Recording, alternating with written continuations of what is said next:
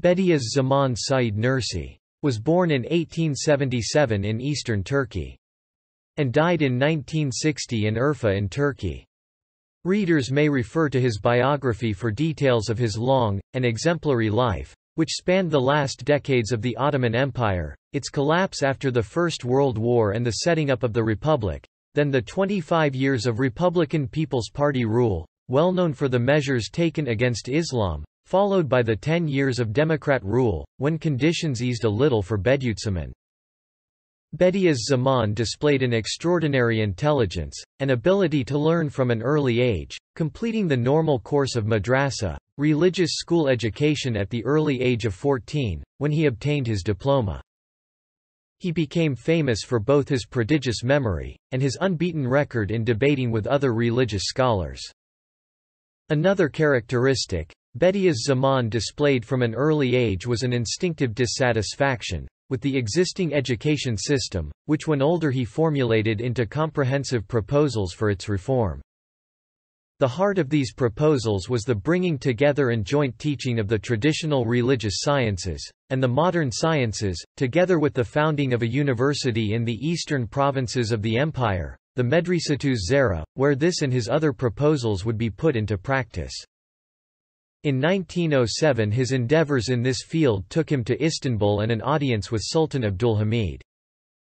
Although subsequently he twice received funds for the construction of his university, and its foundations were laid in 1913, it was never completed due to war and the vicissitudes of the times.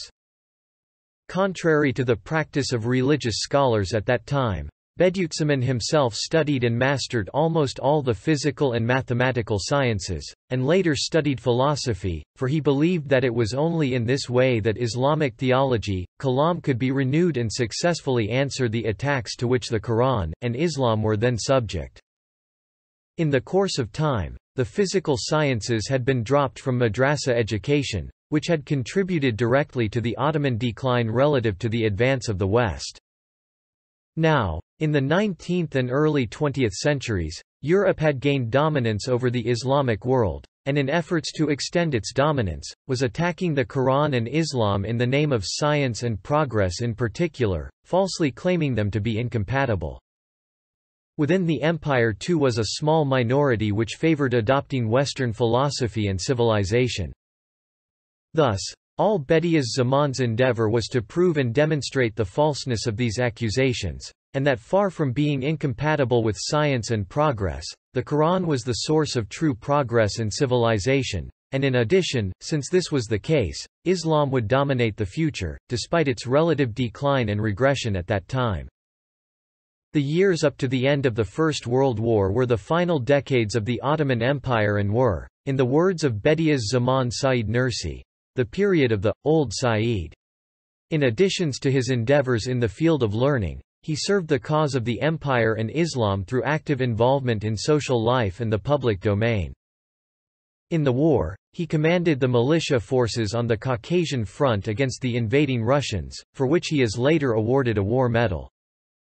To maintain the morale of his men he himself disdained to enter the trenches in spite of the constant shelling, and it was while withstanding the overwhelming assaults of the enemy that he wrote his celebrated Quranic commentary, Signs of Miraculousness, dictating to a scribe while on horseback.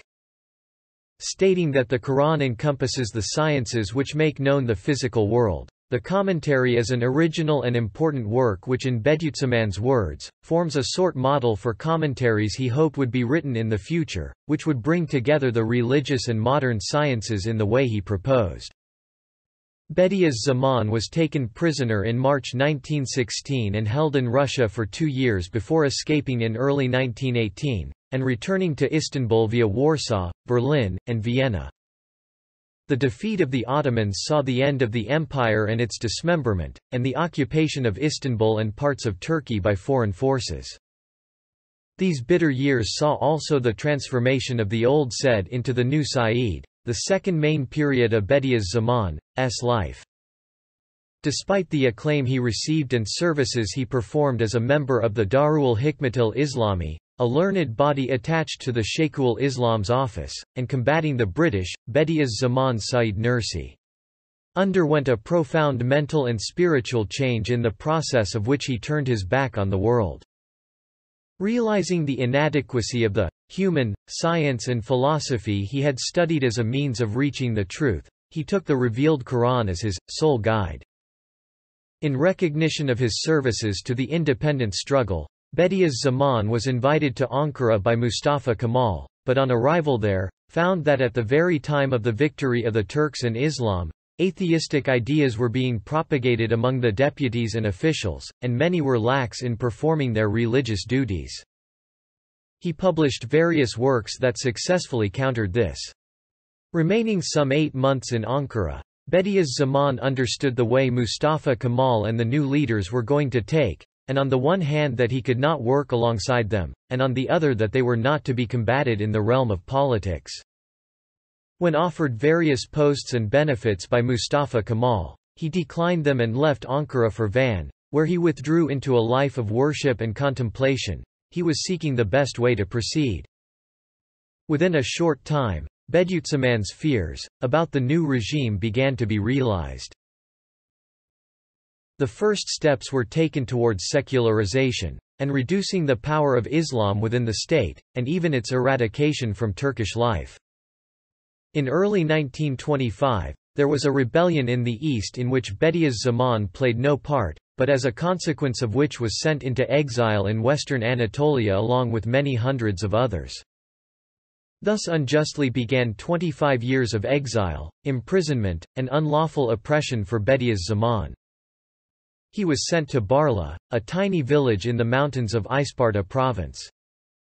However, the attempt to entirely isolate and silence him had the reverse effect, for Bediüzzaman was both prepared and uniquely qualified to face the new challenge. These years saw the writing of the Risale, which silently spread and took root, combating in the most constructive way the attempt to uproot Islam, and the unbelief and materialist philosophy it was hoped to instill in the Muslim people of Turkey. As the new Sayyid, Bediüzzaman had immersed himself in the Quran, searching for a way to relate its truths to modern man. In Barla in his isolation he began to write treatises explaining and proving these truths, for now the Quran itself and its truths were under direct attack. The first of these was on the resurrection of the dead, which in a unique style, proves bodily resurrection rationally, where even the greatest scholars previously had confessed their impotence. He described the method employed in this as consisting of 3 stages. First, God's existence is proved, and his names and attributes, then the resurrection of the dead is constructed on these and proved. With these writings, Bediüzzaman opened up a new, direct way to reality, hakikat, and knowledge of Allah, which he described as the highway of the Quran and way of the companions of the Prophet, peace and blessing upon him, through the legacy of prophethood, which gains for those who follow it true and certain belief. He did not ascribe the writings to himself, but said they proceeded from the Quran itself, were rays shining out of from its truths. Thus, rather than being a Quranic commentary which expounds all its verses giving the immediate reasons for their revelation and the apparent meanings of the words and sentences, the Risale is what is known as a Manevi tefsir, or commentary which expounds the meaning of the Quranic truths.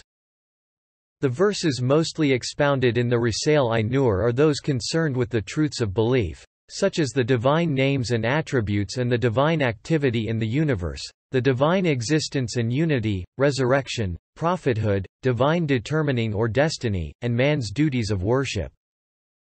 Bediüzzaman explains how the Quran addresses all men in every age in accordance with the degree of their understanding and development. It has a face that looks to each age. The Risale then explains that face of the Quran which looks to this age. We shall now look at further aspects of the Risale related to this point. In numerous of its verses, the Holy Quran invites man to observe the universe and reflect on the divine activity within it. Following just this method, Bediüzzaman provides proofs and explanations for the truths of belief. He likens the universe to a book, and looking at it in the way shown by the Quran, that is, reading it for its meaning, learns of the divine names and attributes and other truths of belief. The book's purpose is to describe its author and maker. Beings become evidences and signs to their creator. Thus, an important element in the way of the Risale-i-Nur is reflection or contemplation tafakkur, reading the Book of the Universe in order to increase in knowledge of Allah and to obtain true and certain belief in all the truths of belief. Bediüzzaman demonstrates that the irrefutable truths, such as divine unity, arrived at in this way are the only rational and logical explanation of the universe, and making comparisons with naturalist and materialist philosophy which have used science's findings about the universe to deny those truths, show the concepts on which they are based, such as causality and nature, to be irrational and logically absurd. Indeed, far from contradicting them, in uncovering the order and working of the universe, science broadens and deepens knowledge of the truths of belief. In the Risale-i-Nur many descriptions of the divine activity in the universe are looked at through the eyes of science, and reflect Bediüzzaman's knowledge of it. The Risale-i-Nur shows that there is no contradiction or conflict between religion and science. In addition, all these matters discussed in the Risale-i-Nur are set out as reasoned arguments and proved according to logic. All the most important of the truths of belief are proved so clearly that even unbelievers can see their necessity. And so too, inspired by the Quran, even the most profound and inaccessible truths are made accessible by means of comparisons, which bring them close to the understanding like telescopes, so that they are readily understandable by ordinary people and those with no previous knowledge of these questions. Another aspect of the Risale-i-Nur related to the face of the Quran which looks to this age, is that it explains everything from the point of view of wisdom, that is, as is mentioned again below, it explains the purpose of everything. It considers things from the point of view of the divine name of All-Wise.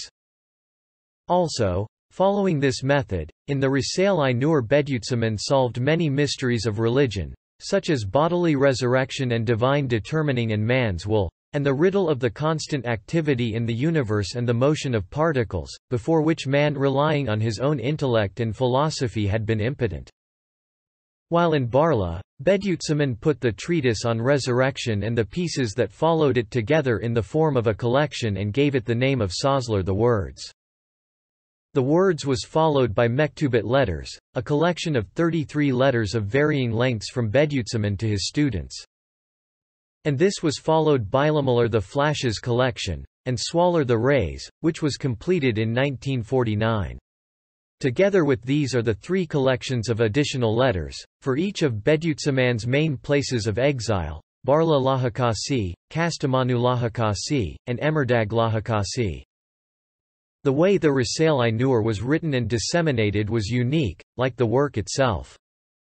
Bediüzzaman would dictate at speed to a scribe, who would write down the piece in question with equal speed. The actual writing was very quick. Bediüzzaman had no books for reference and the writing of religious works was of course forbidden. They were all written therefore in the mountains and out in the countryside. Handwritten copies were then made. These were secretly copied out in the houses of the Risale-i-Nur students, as they were called, and passed from village to village, and then from town to town, till they spread throughout Turkey. Only in 1946 were Risale-i-Nur students able to obtain duplicating machines, while it was not till 1956 that various parts were printed on modern presses in the new, Latin, script. The figure given for hand-written copies is 600,000. Besides these powerful writings themselves, a major factor in the success of the movement may be attributed to the very method Bediüzzaman had chosen, which may be summarized with 2 phrases. Manevi jihad, that is, jihad of the word, or non-physical jihad, and positive action. For Bediüzzaman considered the true enemies in this age of science, reason, and civilization to be materialism and atheism, and their source, materialist philosophy. Thus just as he combated and, utterly defeated, these with the reasoned proofs of the Risale-i-Nur, so through strengthening the belief of Muslims and raising it to the level of true verified belief, the Risale-i-Nur was the most effective barrier against the corruption of society caused by these enemies. In order to be able to pursue the jihad of the word, Bediüzzaman insisted that his students avoided any use of force and disruptive action. Through positive action, and the maintenance of public order and security, the damage caused by the forces of unbelief could be repaired by the healing truths of the Quran. And this is the way they have adhered to.